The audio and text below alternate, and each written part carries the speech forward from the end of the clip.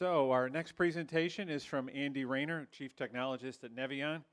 And in his copious free time, he is our fearless leader of the ST2110 over WAN working group, a group I try to participate in as much as possible. That's hosted by the Video Services Forum. And we've been having a lot of really good discussions over the past almost a year now, isn't it? Yeah, 9 months, 10, 11 months now. Yeah, it's been almost, yeah. So we've made a lot of progress, and Andy's going to give you a good update on that. So take it away, Andy.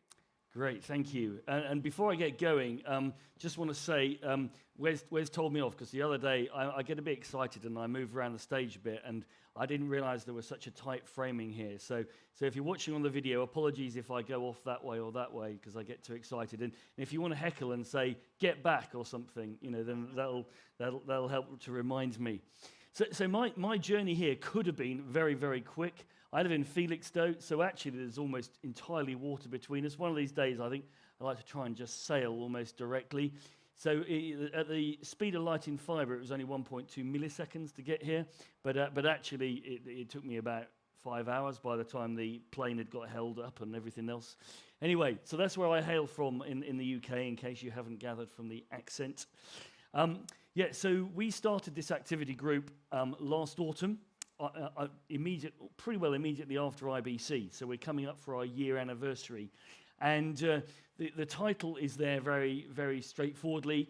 Very obviously, we were aware that at the time when we started this, there was lots of work on 2110 infrastructure installation in facilities, and more of an increasing requirement to federate facilities and to share resources, as in sources and destinations of 2110 feeds and signals. So what we were trying to do is say, okay, there's a few issues, a few things we want to address for wide area connectivity, and we want to make sure that we actually get them covered, and we're just going to go through those. One of the exciting things is we've pretty well finished drafting most of the work now. So we were aiming to have it finished by IBC. We haven't actually got it fully documented, but in slide format, we've pretty well actually addressed all the issues. So it's exciting. So just to give you a little picture, because a picture speaks 1,000 words, there are three kind of key user scenarios that we're looking at here. So one is when you're actually trying to produce something from one location to another. Another one is when you've just got within your company multiple facilities of infrastructure where you want to share resources. And the third one is where you're actually going you've got different companies that want to share resources between them. And obviously, there is actually more of a challenge there, because there's probably more isolation and security needed on that third one. But I'll go through the scenarios as we work forward. And as I implied earlier, we're actually been dealing with two things. So we tackled the easy bit first. We looked at the media essences, what recommendations we want to make for the actual media flows themselves when we're actually carrying them wide area. And then we've just been looking recently in the last 3 months or so at what we actually want to do at the control layer. So those are the two key areas of exploration that we've been doing. And just to say, I've put a truck in there. Wes actually asked me to put a truck in on the last but one meeting, I think. So this slide here is especially for you, Wes. He's gone out of sight now. But just to show that actually it doesn't necessarily need to be between facilities. It could be between trucks. It could be between facilities. It's between two zones of infrastructure. So we've had quite a good activity group. There's been quite a few people from across the globe that have been interested, and there's one or two smiling in the audience at the moment. So thank you to everyone for their contribution. And that's actually made it very productive, and I think we've managed to gather some good user requirements as part of that. So this is kind of a little sub-summary list of some of the stuff which we've been looking at. And what I'm going to do over the next few minutes is unpack some of these elements and talk about where we've got to our thinking and how we're covering them off. So we're going to start looking at the data plane areas, and then we're going to move into looking at the control plane. So just to give you some thinking, I've been using this picture for about 2 years, talking about various things here, but I think it's quite important to actually understand the different elements of concern or responsibility that we have to look at the edge of an IP media facility. So first of all, timing. The timing within the facility is going to be pristine. It's going to be PTP locked. Well, it should be. And the ecosystem should work well. And there's been lots of good talks about best practice for PTP.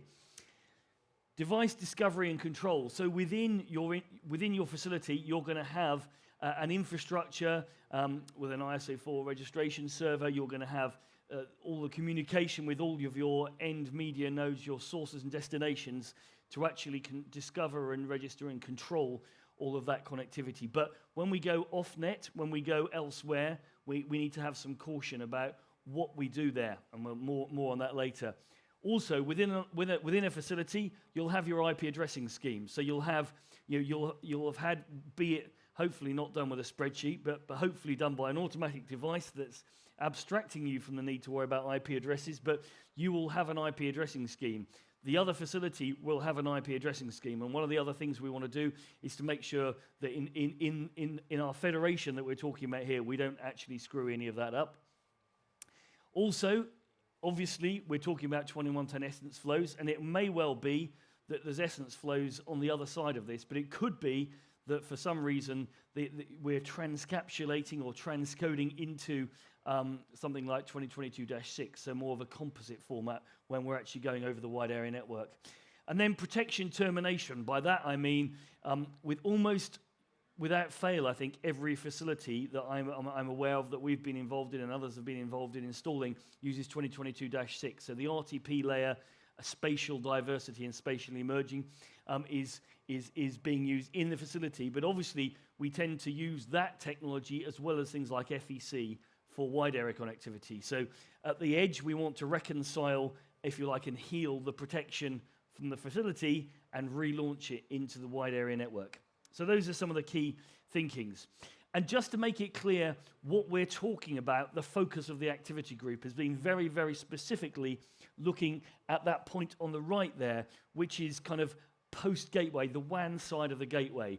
And very specifically, although it's very difficult to always stick to the remit when you're actually thinking about these things, the remit is to make something that's interoperable, multi-vendor interoperable at the WAN side. So one campus could have a gateway and another campus could have a gateway, and we actually have interoperability at the data plane layer and the control plane layer on the wide area network side of the gateway functions. So the 2110 suite, you've probably seen this presented in many ways. I'm not going to dwell on this much at all, but just to say, as you're aware, there's an ever-growing suite of standards. Some of these aren't quite yet to fruition, but they're things that are being worked on. So you're very familiar with the standard -20, -30, -40 stuff, which is our fundamental essence flows that we're actually all used to using.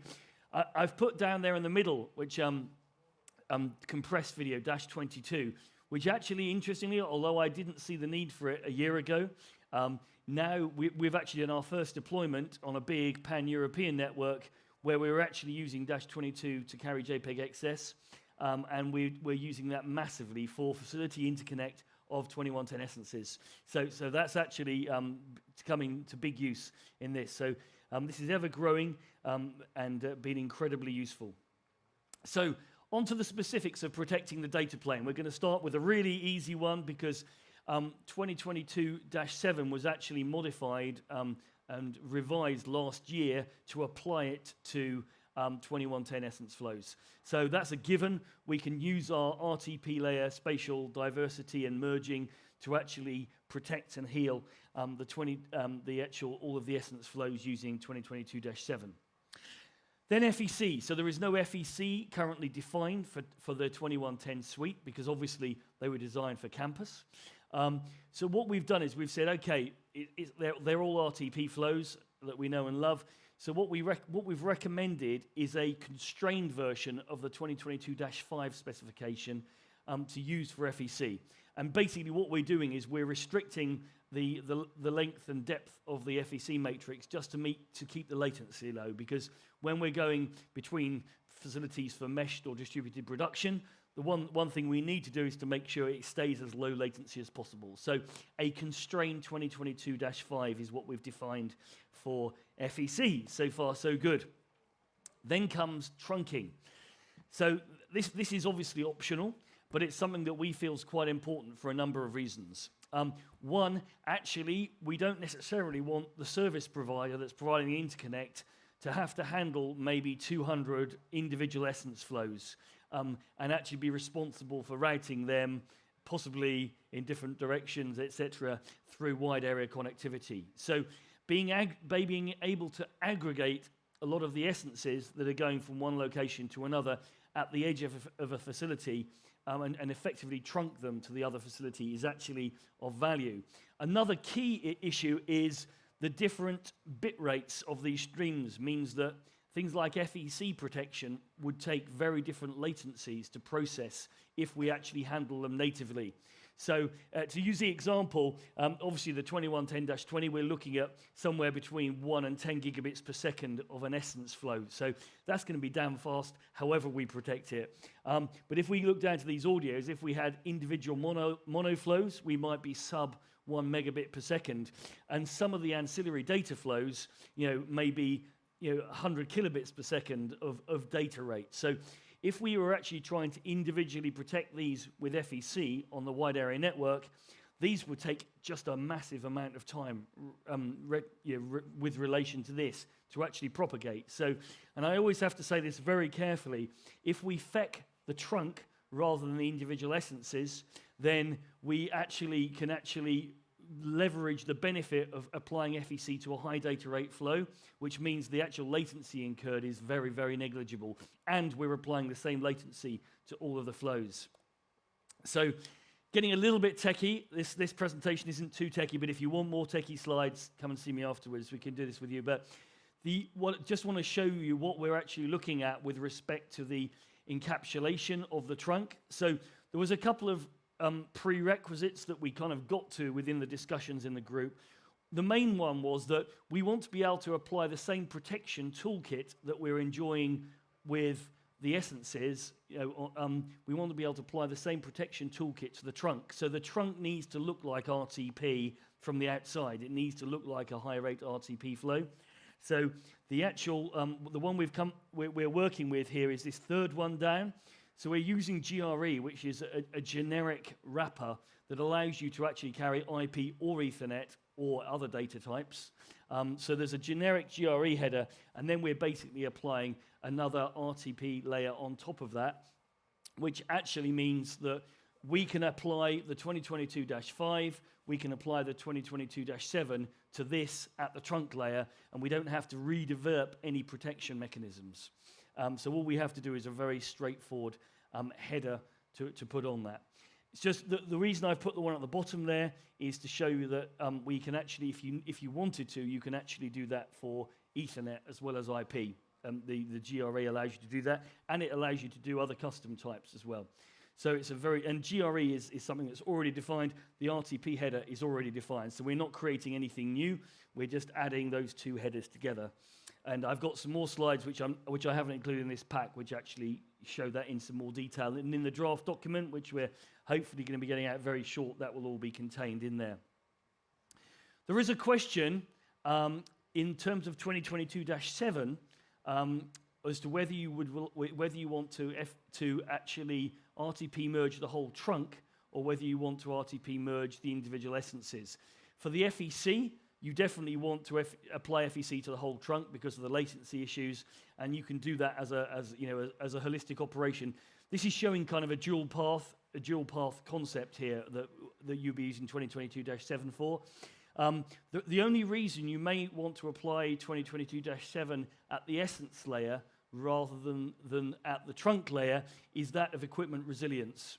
Because if you think about it, if you're healing the -7 as well, you've potentially got, depending on how you architect it, a single point of failure. So depending on the resilience of the equipment and how it's architected. So there may be some people that may want to actually reconcile the essence -7 protection at the essence layer rather than the trunk layer. But that's a bit of a finesse discussion you can do either. We're actually allowing either within the concept. The other thing to say, which I've alluded to already, is because of this GRE header, one of the requirements, user requirements we had in, especially for kind of remote production, which is events-based remote production, is there's other data flows, IP flows that need to be carried to and from the event, many of which may be TCP rather than UDP, and we actually want to protect them as well. And this mechanism that we've defined would allow us to actually trunk and carry other flows, be they Ethernet IP, be they TCP or UDP. Okay, absolute time origination. So for those of you that know me, this has been a passion of mine for the last, well, ever since the inception of 2110, is what we do about time. One of the great things about 2110 was we actually define the capture time of the individual essence flows. So we actually capture the origination time of every video frame, we capture the capture time of every individual audio sample. That's great. The challenge that we have within the ecosystem is that the way people have implemented, some people have implemented various processing functions that happen in the broadcast chain, they're not actually honoring that origination time and propagating that information downstream. Which means when we get to our, and I'd love to at this point run over to the other side of the screen, but I'm not going to. That's fine. You can see that big red line on the right there. When we get to the point where we actually want to reconcile the timing of the individual essences because we actually need to unify them because we're doing a final DTH encode or whatever, or we're going off-prem, then we actually need to actually reconcile those. And the potential that 2110 offers for us to be able to do that in an IP ecosystem is a no-brainer in my opinion.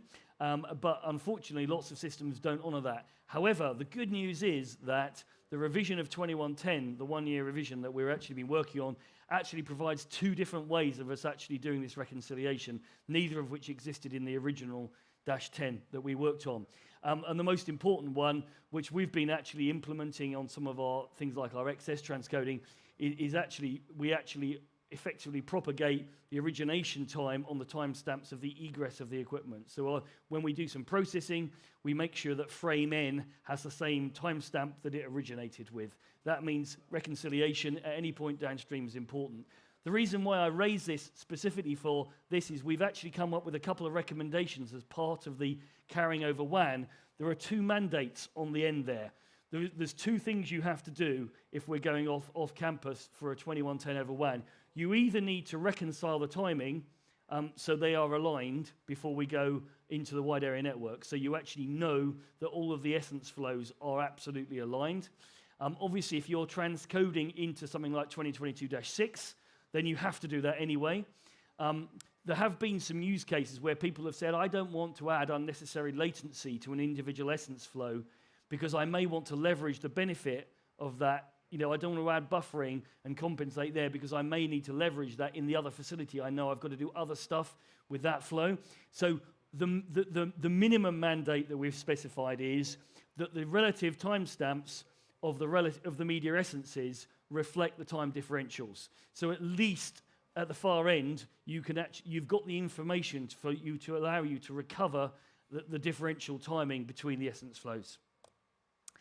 Okay, I think I've actually talked to this. You know, I think a lot of people in the initial IP equipment that they've done is they've bolted an IP receiver and transmitter onto a piece of existing SDI, digital SDI-based infrastructure, which means it's very difficult for them to do time propagation through the system.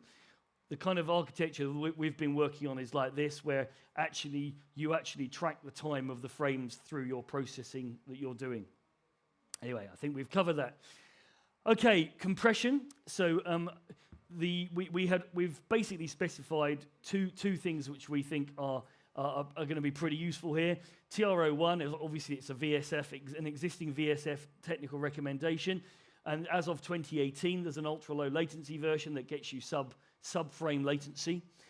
Very excitingly, as I alluded to earlier in the presentation, we've done our first deployment with 2110-22 with XS in the last couple of months.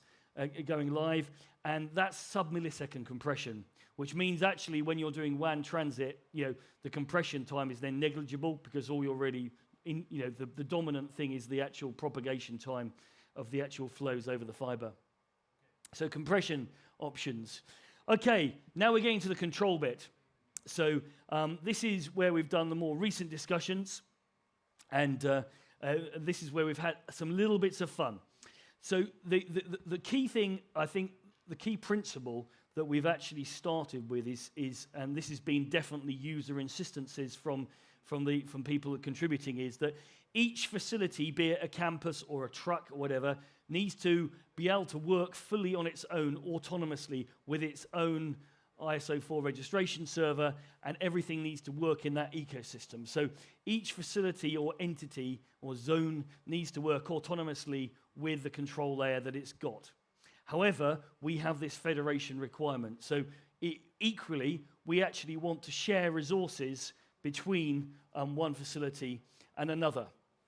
So just pulling it down to very simply, what we're actually basically proposing, the proposal we've come up with, and I'll talk you through this in a little bit more detail, is effectively the WAN is effectively treated as a DMZ from an addressing perspective, and everything both at the data plane and the control plane. And we effectively are using the gateways at either end to actually proxy and represent the flows from one side into the other side. So I'll talk you through that in a little bit more detail without hopefully getting too much into the detail. So this is kind of detailed slide number 1. Hopefully it's fairly understandable, but the concept here, very brief, in a summary, is we're looking at, this is an example of sharing a resource from facility 1 into facility 2. And the concept is that to make this work, that each facility has a dynamic whitelist for the resources they want to share with the other facility. So the idea is that you actually say, in facility 1, on Tuesday afternoon, I actually want to make all 12 cameras from my studio floor available, and these 63 audio sources available to facility 2, because we're going to use their gallery to do the remote production here, and whatever other resources. So this would be a bidirectional negotiation and bidirectional sharing. We're just showing a unidirectional one just to get the idea. But basically, the concept is this proxy here actually holds the whitelisted resources that we're actually going to make available.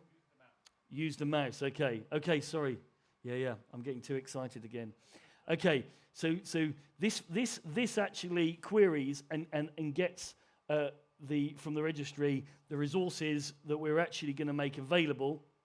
We effectively register those from this proxy over to this proxy, and then they are made available as virtual resources into the registry over there. So basically, you're actually double proxying the flows each side of a DMZ into the other facility, and the same could apply the other way.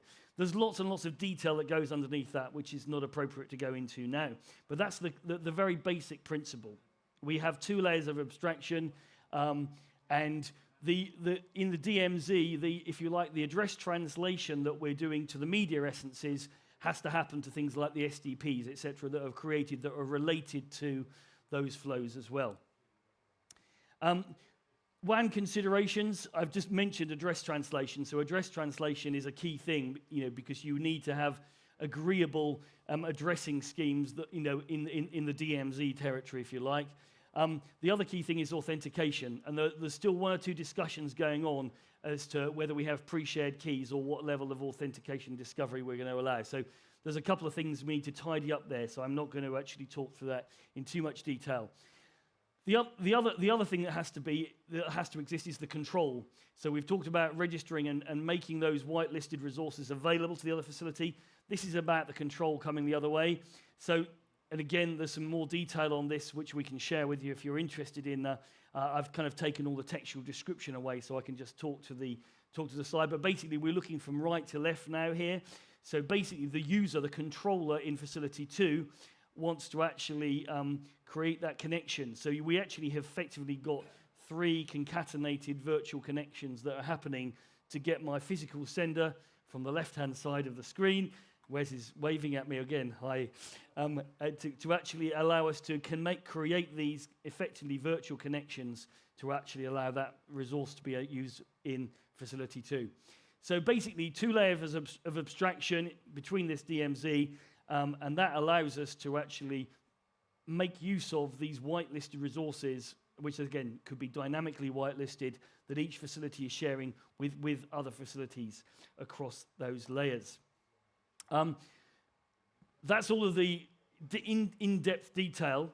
If you want to see a quick demonstration of some elements of those, we haven't got the control federation piece working at all on this demo, but the principles of multi-site remote production with 2110 essences, including 2110-22. We have that running between a facility in Hilversum, about 40 kilometers from here, between the Sony stand and ourselves. So do pop over to either the Sony stand or our stand, and I'll give you a good reason to come and see us in a minute, to actually take a look at that demo. So that'll be good to show you that.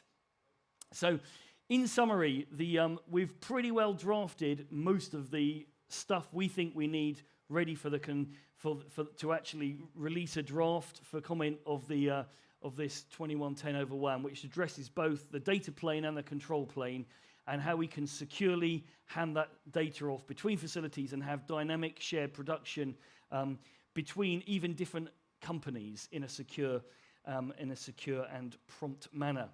So a big thank you, a big shout out to everyone, whether you're watching this on video or whether you're in the room, for everyone that's contributed to this so far.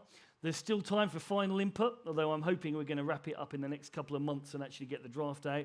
So it just goes with me to say thank you very much, and you're very welcome to our stand in Hall 1, B79, for the best cup of tea at IBC. Thank you very much. Thank you, Andy. So I'm afraid if I asked you a question, you'd accuse me of not paying attention during our meeting. So I'm going to go quiet. But seriously, anybody here have any questions for Andy? This is a fairly complex thing. You know, when we thought about it, when we started out, it was, we just work out some delay calculations and boom, everything works. But no, it's a lot of subtle things you have to think about when you're controlling these studios remotely. Yeah. So any questions? Yeah. Everyone's stunned into silence. Almost. Oh no. No, just for the FEC. So Yeah. you said you restricted to 100 by 100. Do you also restrict it on the lower end so that you don't have a lot of overhead? So if you have a very small matrix, you have. Do you know, that's a very good question. We haven't actually created any bottom restriction. So actually, the restriction at the top end is not 100 by 100. It's a product of 100. So which 10 by 10 or whatever that matrix may be. Yeah, I'd welcome some input as to whether you think we need to create a restriction at the bottom. I mean, fundamentally, I think that's pretty well governed by the overhead people have got available in their system as to whether they are going to suddenly go for a crazy 50% FEC requirement. But yeah, I mean, typically, I think the lowest we've ever seen is effectively a 4 by 4. I think so. 4 by 4 up to 10 by 10 or whatever rectangular version of that matrix with the same product is typically what we would see. Yeah, I think that would just be a note rather than a boundary. Yeah. So for some reason, I put if you make it 1 by 1, you're going to get lousy performance. Yeah. For some reason, I put my finger in the air about 15 years ago when we first started doing wide area IP and did a 5 by 14. So the overhead is one in 14, and they give you a burst protection of 5. And actually, in evidence for the last 15 years, that's worked pretty well. So that's a product of 70, which fits nicely in that band. But you don't have to do that. Yes, hold on. Oh no, Mr. B. Probably asked you this question on one of the calls anyway. As the result of all this work, is there anything you'd want to change about the specs that have already been standardized, published? So I think the only thing I think that's actually a question which we haven't addressed how we do is how we actually do that whitelisting, because we talked about it being possibly another data tag in the descriptor of the sources, but that's not dynamic enough, because actually we actually want the ability to dynamically say, okay, between these hours these resources are whitelisted. So I think the only in the discussion last week on the call, I think the only thing we came up with, that's the only outstanding element, and I think we haven't got to a conclusion on that. Whether that needs to be part of one of those or whether we approach it some other way. That's the only issue that I would raise as an unaddressed one in that space. Okay. Well, Andy, thank you very much. Thank you.